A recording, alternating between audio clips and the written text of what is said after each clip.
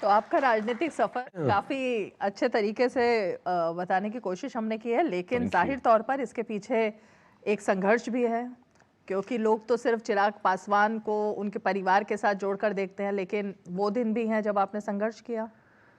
संघर्ष रहा है और मैं मानता हूं कि मैं उन खुश नसीबों में से हूं जिसको संघर्ष करने का मौका मिला।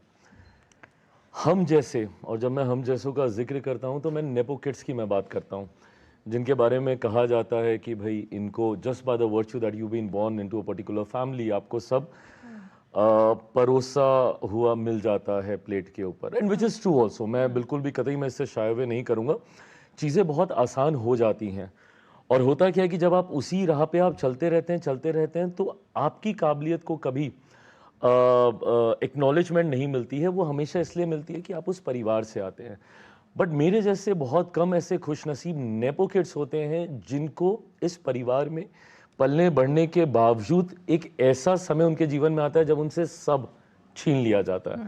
एंड व्हेन आई से दिस कि सब छीन लिया जाता है, लिटरली सब छीन लिया जाता है। मतलब इसीलिए मैंने संघर्ष कहा। I had to start from the scratch. मतलब मेरे पिता की बनाई हुई पार्टी से ही मुझे निकाल दिया गया।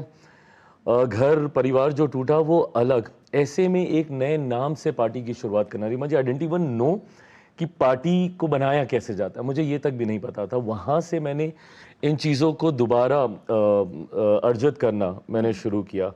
और मुझे खुशी है कि इन 3 साल के संघर्ष के दौरान 13 जून 2021 को मेरी पार्टी टूटी थी। और उस दिन ये वादा मैंने अपनी माँ से किया था, क्योंकि उनको मैंने पहली बार चिंतित विचलित देखा। सो आई प्रॉमिस कि मुझे नहीं पता कैसे, बट मैं वादा करता हूँ कि जो जो चीज़ें आपने मेरी वजह से खोई हैं मैं आपको सब वापस ला कर दूंगा। एंड ठीक 3 साल के बाद 9 जून 2024 जिस दिन मैंने शपथ ली थी, उस दिन mom she came to my room, she hugged me and she said कि आज तूने मुझे सब वापस लौटा दिया। तो इन 3 सालों में जो खोया उसको पाने का प्रयास किया।